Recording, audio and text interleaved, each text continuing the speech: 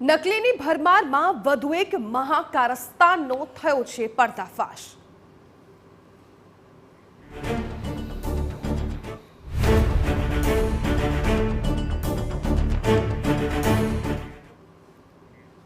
મોરબીના વાંકાનેર બાદ હવે જૂનાગઢના વંથલી નજીકથી ઝડપાયું નકલી ટોલ નાકું।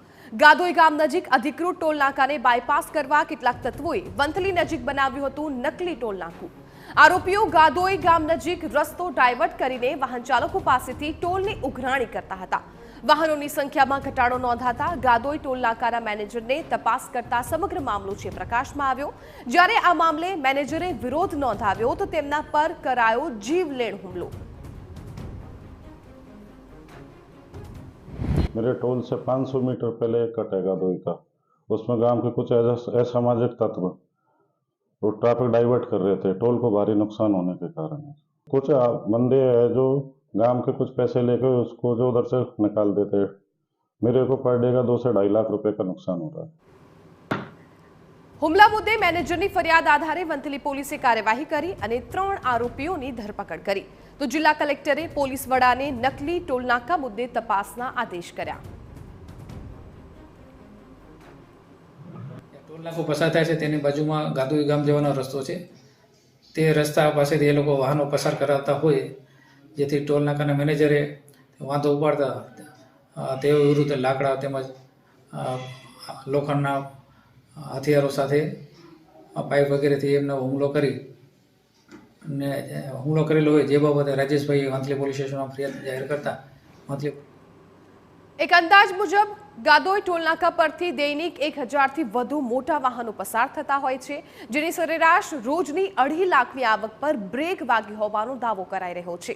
એટલે કે નકલી ટોલનાકાને કારણે ગાદોઈ ટોલનાકાને રોજની 2.5 લાખની આવક પર ફટકો પડ્યો। વાહન ચાલકો પણ માની રહ્યા છે કે તેમને સસ્તું પડતું હોવાથી તેઓ અન્ય માર્ગનો ઉપયોગ કરે છે। ટોલના આટલા પૈસા ચૂકવવા પછી પણ મોટા ભાગે જે સુવિધાઓ મળવી જોઈએ વાહન ચાલકોને મળતી નથી।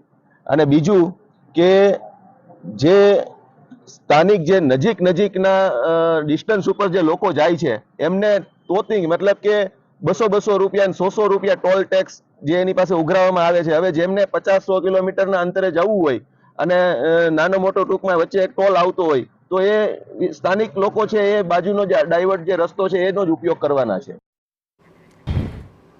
વધુ વિગતો આપી રહ્યા છે સંવાદદાતા વિજયસિંહ। વિજય, થોડા સમય પહેલા મોરબીમાં આ પ્રકારનું ટોલ નાકું ઝડપાયું હતું, હવે જૂનાગઢમાં ટોલ નાકું ઝડપાયું છે, શું છે સમગ્ર વિગતો? ચોક્કસથી જિજ્ઞાસા જણાવી દો તો જે રીતે આજે વંથલી પાસે ગાદોઈ જે ટોલ નાકું છે, જે ટોલ નાકાનો વિવાદ ઘણા લાંબા સમયથી ચાલી રહ્યો છે કે જે રીતે ટોલ નાકું જ્યારથી આ કાર્યરત થયું છે ત્યારથી આ રસ્તો જે છે ડાયવર્ટ રસ્તો છે, ડાયવર્ટ રસ્તામાંથી જે વાહનો પસાર થાય છે અને બિલકુલ જે ગાદોઈ ગામની અંદરથી પસાર થાય છે। તો જ્યારે આ ટોલ નાકુની શરૂઆત થઈ ત્યારે પણ ગ્રામજનો દ્વારા ભારે વાહનોનો વિરોધ તો કરવામાં આવ્યો હતો, તો ફરીવાર પણ જ્યારે પર ડે 700 જેટલા જે પ્રાઇવેટ વાહનો અને 300 જેટલા કોમર્શિયલ વાહનો આ ગામમાંથી પસાર થાય છે, આવો ટોલ નાકાના મેનેજર દ્વારા પણ જ્યારે ફરિયાદમાં ઉલ્લેખ કરવામાં આવ્યો છે। મેનેજરને જ્યારે પૂછવામાં આવતા તેઓએ જણાવ્યું છે કે 2 લાખ જેટલું નુકસાન પર ડે થઈ રહ્યું છે। આ બાબતની થોડા દિવસો પહેલા માથાકૂટ થઈ હતી અને જે મહિલા સરપંચના પતિ અને અન્ય 3 લોકો દ્વારા જે કોઈ માથાકૂટ થઈ તે ટોલ નાકાના સંચાલક સાથે તેને લઈને રાયોટિંગનો ગુનો નોંધી પોલીસે તપાસ પણ હાથ ધરવામાં આવી છે। બીજી તરફ આ જે તપાસ ચાલી રહી છે તેમાં પણ સંચાલક દ્વારા કલેક્ટર અને એસપીને પણ લેખિતમાં રજૂઆત કરવામાં આવી છે કે આ સમગ્ર બાબતે તપાસ કરવામાં આવે તો જે દૂધનું દૂધ અને પાણીનું પાણી છે તે પણ બહાર આવી શકે। જે જિજ્ઞાસા બિલકુલ વિજયસિંહ, એટલે કે ગાદોઈ ગામ નજીક એક રસ્તો છે ડાયવર્ટ કરવામાં આવ્યો અને રસ્તો ડાયવર્ટ કરીને આ નકલી ટોલ નાકું છે બનાવવામાં આવ્યો હતો। અસલી ટોલ નાકાના મેનેજરે આ નકલી ટોલ નાકાનો વિરોધ પણ કર્યો હતો અને ત્યારબાદ એ મેનેજર પર હુમલો કરવામાં આવ્યો।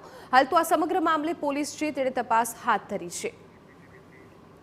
થોડા સમય અગાઉ જ મોરબીના વાંકાનેરમાં નકલી ટોલ નાકાનો પર્દાફાશ થયો હતો અને વાંકાનેર નકલી ટોલ નાકું રાજ્યભરમાં ચર્ચાનું કારણ બન્યું હતું।